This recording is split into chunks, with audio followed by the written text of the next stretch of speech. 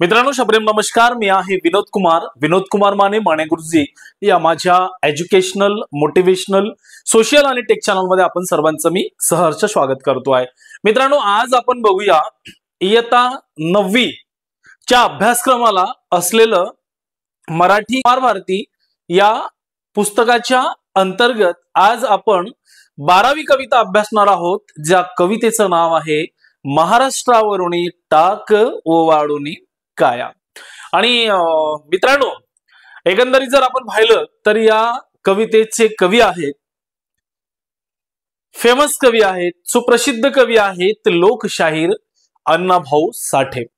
मित्रांनो तुम्हाला माहितच आहे की लोकशाहीर अण्णाभाऊ साठे हे केवळ कवीच नव्हते, तर ते लोकशाहीर म्हणून त्यांनी नाव लौकिक केलेलं होतं. आपल्या शाहिरीच्या माध्यमातून त्यांनी समाज प्रबोधनाचं काम केलं.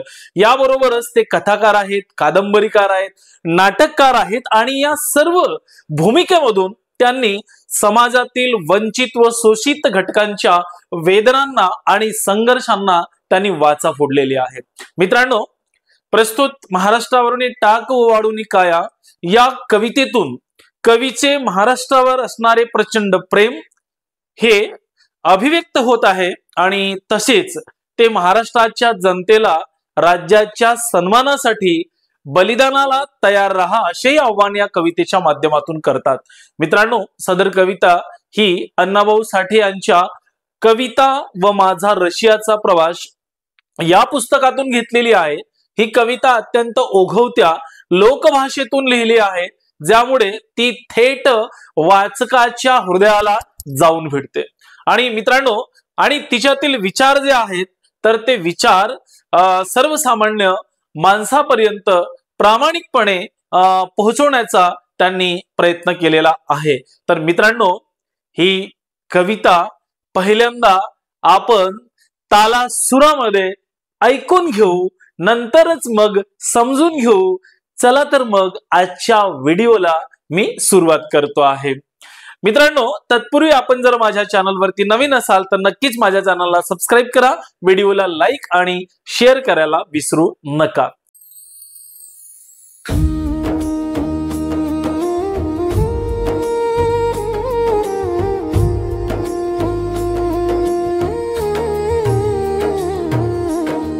कंबर बांधून ओठ घाव झेलाया महाराष्ट्रावरुनी टाक ओवाळुन काया.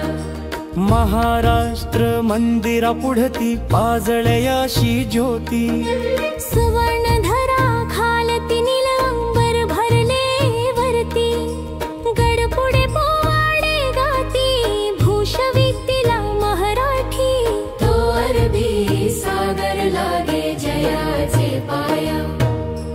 महाराष्ट्रावरुनी टाक ओवाळुन काया महाराष्ट्रावरुनी टाक ओवाळुन काया.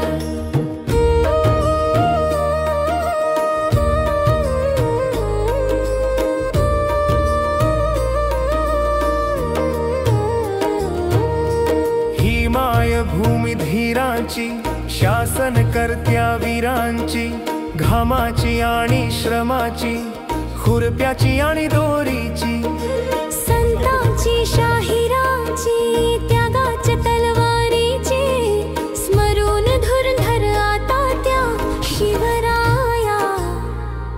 महाराष्ट्रावरुनी टाक ओवाळुन काया महाराष्ट्रावरुनी टाक ओवाळुन काया.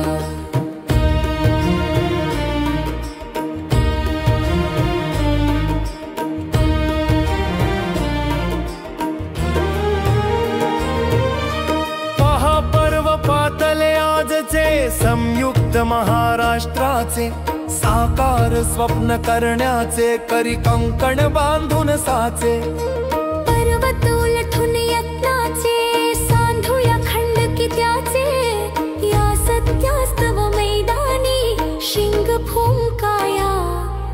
महाराष्ट्रावरुनी टाक ओवाळुन काया महाराष्ट्रावरुनी टाक ओवाळुन काया.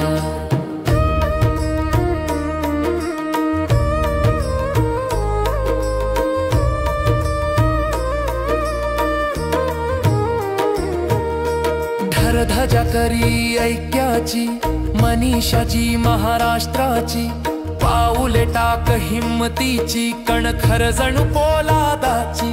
घे आण स्वातंत्र्याची, महाराष्ट्रास्तव लढण्याची, उपकार फेडून जन्मभूमीचे जाया. महाराष्ट्रावरुणी टाक वाळून काया, महाराष्ट्रावरुणी टाक वाळून. नमस्कार. आज आपण एका अशा कवितेबद्दल बोलणार आहोत जी ऐकली की अंगावर रोमांच उभे राहतात, जिच्या प्रत्येक शब्दात ना महाराष्ट्राचा अभिमान आणि त्यागाची भावना ठासून भरलेली आहे. हो, आपण बोलतोय अण्णाभाऊ साठेंच्या अजरामर रचनेबद्दल, महाराष्ट्रावरूनही टाक ओवाळून काया. या 2 ओळी खरं तर ह्या कवितेचा आत्मा आहेत. हे फक्त शब्द नाहीत, ही एक ललकार आहे, एक थेट आवाहन आहे की उठा, संकटांना सामोरं जा आणि आपल्या लाडक्या महाराष्ट्रासाठी सर्वस्व अर्पण करा. चला तर मग या शक्तिशाली शब्दांच्या मागे नेमक्या काय भावना आहेत, काय इतिहास आहे ते समजून घेऊया. तर हे तेजस्वी शब्द आहेत कोणाचे? हे शब्द आहेत लोकशाहीर अण्णाभाऊ साठे यांचे. चला आधी त्यांच्याबद्दल आणि त्यांच्या या खास रचनेबद्दल थोडंसं जाणून घेऊया. अण्णाभाऊ साठे म्हणजे फक्त एक कवी असं म्हणून चालणार नाही. ते एक बहुआयामी व्यक्तिमत्व होतं. लोकांचे शाहीर होते, कथाकार होते, कादंबरीकार होते, नाटककार होते. काय नव्हतं. आणि सगळ्यात महत्त्वाचं म्हणजे त्यांच्या लेखणीतून समाजाच्या अगदी शेवटच्या माणसाचा आवाज बुलंद झाला. आता आपण त्यांना लोकशाहीर म्हणतो, पण या शब्दाचा अर्थ काय? शाहीर म्हणजे फक्त मनोरंजन करणारा कलाकार नाही, तर जो आपल्या पोवाड्यांमधून, आपल्या गाण्यांमधून शौर्य, त्याग आणि समाजाचं खरंखुरं चित्र लोकांसमोर मांडतो. आणि अण्णाभाऊ तर खऱ्या अर्थाने लोकांचे शाहीर होते. का? कारण ते लोकांच्याच भाषेत बोलायचे, त्यांचीच सुखदुःख मांडायचे आणि त्यांना अन्यायाविरुद्ध लढण्याची प्रेरणा द्यायचे. आणि एक इंटरेस्टिंग गोष्ट सांगतो, ही इतकी स्फूर्ती देणारी कविता कुठून घेतली आहे माहितीये? त्यांच्या कविता व माझा रशियाचा प्रवास या पुस्तकातून. म्हणजे बघा, यावरून एक गोष्ट अगदी स्पष्ट होते की अण्णाभाऊंचे विचार आणि त्यांचं साहित्य हे फक्त महाराष्ट्रापुरतं मर्यादित नव्हतं, ते वैश्विक होतं. चला आता थेट कवितेच्या गाभ्यात शिरूया. पाहूया तरी अण्णाभाऊंनी महाराष्ट्राचं वर्णन कसं केलंय. त्यांनी आपल्यासमोर महाराष्ट्राचं एक इतकं भव्य रूप उभं केले ना. कवितेची सुरुवातच बघा किती जबरदस्त आहे.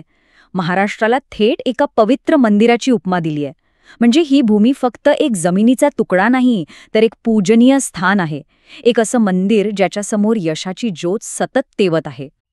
आणि या मंदिराचं सौंदर्य, आहा, खाली सोन्यासारखी सुपीक जमीन आणि वर निळ्याशार आकाशाचं छत्र. कवींनी आपल्या शब्दांतून निसर्गाचं एक इतकं सुंदर चित्र डोळ्यासमोर उभं केलंय की क्या बात है. बरं, या भूमीचा इतिहास कोण सांगतंय? तो इथले गड किल्ले स्वतःच गात आहेत. जणू काही प्रत्येक गड हा एक शाहीर बनलाय आणि महाराष्ट्राच्या पराक्रमाचे पोवाडे गातोय. खरंच किती सुंदर कल्पना आहे ही. आणि हे जे भव्य चित्र आहे ना, त्याला पूर्ण करतो तो अरबी समुद्र. तो जणू काही या महाराष्ट्र भूमीच्या पाया पडतोय, तिची सेवा करतोय. या एकाच ओळीतून महाराष्ट्राची भव्यता आणि अथांगता किती छान दिसून येते. बरं, हे झालं भूमीचं वर्णन. आता वळूया इथल्या लोकांकडे, त्यांच्या स्वभावाकडे, त्यांच्या कर्तृत्वाकडे. कोणाची ही भूमी? अण्णाभाऊ अगदी स्पष्टपणे सांगतात, ही भूमी आहे धीरगंभीर लोकांची, पराक्रमी शासनकर्त्यांची. पण त्याचबरोबर ही भूमी कष्टकऱ्यांच्या घामाची आणि श्रमाची सुद्धा आहे. इथे संत आणि शाहीर जन्माला आले आणि वेळ आली तेव्हा याच भूमीत त्यागाची तलवारसुद्धा तळपली आहे. आणि या सगळ्या पराक्रमाचं, या शौर्याचं सर्वोच्च प्रतीक कोण? अर्थात छत्रपती शिवाजी महाराज. त्यांचं फक्त स्मरण केलं तरी महाराष्ट्राच्या अस्मितेची ज्योत अजून तेजस्वी होते. आता बघा, ही कविता फक्त महाराष्ट्राचं गुणगान गाऊन थांबत नाही, ती एका मोठ्या ऐतिहासिक लढ्यासाठी प्रेरणा देते. आणि तो लढा होता संयुक्त महाराष्ट्राचा. पण हा संयुक्त महाराष्ट्र म्हणजे नेमकं काय? तर या कवितेचा जन्म झाला होता संयुक्त महाराष्ट्र चळवळीच्या काळात जेवढे काही मराठी भाषिक प्रदेश आहेत त्या सगळ्यांना एकत्र करून एक संध महाराष्ट्र राज्य निर्माण करायचं हे ते स्वप्न होतं आणि त्यासाठीच ही कविता जणू एक रणशिंग फुंकते. आणि हे स्वप्न पूर्ण करण्यासाठी काय करायला हवं हे सुद्धा कवी अगदी स्पष्टपणे सांगतात. ते म्हणतात, हातात कंकण बांधा. म्हणजे काय तर दृढनिश्चय करा, प्रयत्नांचे डोंगर उलथून टाका, हे जे विखुरलेले भाग आहेत ना ते एकत्र जोडा आणि या सत्यासाठी मैदानात उतरा. आता आपण येतोय कवितेच्या शेवटच्या भागाकडे, जिथे कवी थेट कृती करायचं आवाहन करत आहेत. ही आहे एकतेची शपथ. बघा, यातला सगळ्यात महत्वाचा मुद्दा काय आहे? कवी म्हणतात, एकतेचा झेंडा हातात धरा, हिम्मतीने पावलं टाका, तुमचा निश्चय पोलादासारखा कणखर असू द्या आणि घ्या शपथ, स्वातंत्र्याची शपथ, महाराष्ट्रासाठी लढण्याची शपथ. पण हे सगळं करायचं का? तर याचं उत्तरही कवी देतात. ते म्हणतात, कारण आपल्या जन्मभूमीचे आपल्यावर अनंत उपकार आहेत आणि ते उपकार फेडण्याची हीच वेळ आहे.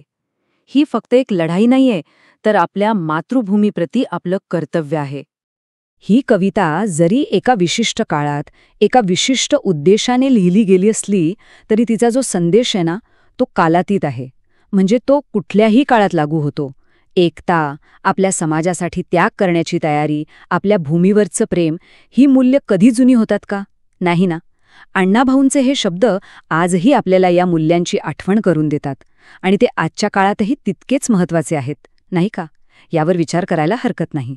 मित्रांनो, हा व्हिडिओ तुम्हाला कसा वाटला? आवडलंय का? आपलं अभिप्राय नक्कीच व्यक्त करा. आणि मित्रांनो, जर आपण चॅनलवर नवीन असाल तर नक्कीच माझ्या चॅनलला सबस्क्राईब करा. धन्यवाद.